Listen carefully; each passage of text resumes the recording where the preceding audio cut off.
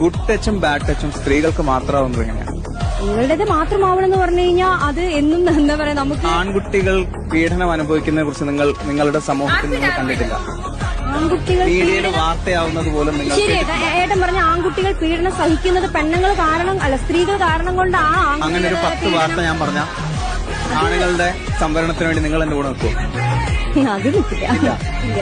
സംവരണം വേണ്ടത് താഴെ നിൽക്കുന്ന ആൾക്കാർക്കാണ്. ഇതിനാണ് റിസർവേഷൻ. മുൻഗണന എല്ലാ കാര്യങ്ങൾക്കും സ്ത്രീകൾക്ക് വേണം. മുൻഗണനയല്ല, അത് പ്രയോറിറ്റിയാണ്. റിസർവേഷൻ എന്ന് പറഞ്ഞാൽ സംവരണം. സംവരണം മീൻസ് ബസിന്റെ കാര്യം മാത്രം എടുത്ത് പറയാം. ഒരു ബസ്സിൽ കയറുമ്പോൾ സ്ത്രീകൾക്ക് പ്രത്യേകിച്ച് സീറ്റുണ്ട്. 25% സീറ്റാണ് ഒരു ബസ്സിൽ സ്ത്രീകൾക്ക് വേണ്ടി മാറ്റിവെച്ചിട്ടുള്ളത്. പക്ഷെ സ്ത്രീകൾക്ക് വേണ്ടി മാത്രമല്ല മാറ്റിവെച്ചിട്ടുള്ളത്, സ്ത്രീകൾക്കും വൃദ്ധജനങ്ങൾക്കും വികലാംഗർക്കും. ഞാനൊരു ചോദ്യം ചോദിക്കട്ടെ. ഭിന്നശേഷിക്കാരായിട്ടുള്ള ആളുകളെ പോലെ അല്ലെങ്കിൽ വൃദ്ധരായിട്ടുള്ള ആളുകളെ പോലെ കാണേണ്ട ആളുകളാണ് സ്ത്രീകളെന്ന് നിങ്ങൾക്ക് തോന്നുന്നുണ്ടോ? അല്ലെങ്കിൽ നിങ്ങൾ അഡ്മിറ്റ് ചെയ്യൂ, ഞങ്ങൾ അങ്ങനെ സ്പെഷ്യലി ഏബിൾഡ് ആണ്. അപ്പൊ നിങ്ങൾ ഇക്വാലിറ്റിക്ക് വേണ്ടി ഒരിക്കലും സംസാരിക്കാൻ പാടില്ല. എന്തിനാണ് റിസർവേഷൻ എന്ന ചോദ്യത്തിനുള്ള ഉത്തരം ഞാൻ പറയാം.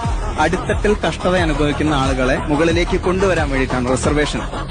നിങ്ങൾ മുകളിലേക്ക് എത്തിയെന്ന് നിങ്ങൾ വിശ്വസിക്കുമ്പോൾ ആ റിസർവേഷൻ മറ്റൊരാൾക്ക്, അത് ആവശ്യമുള്ള മറ്റൊരാൾക്ക് വേണ്ടി മാറിക്കൊടുക്കാൻ നിങ്ങൾ തയ്യാറാവണം.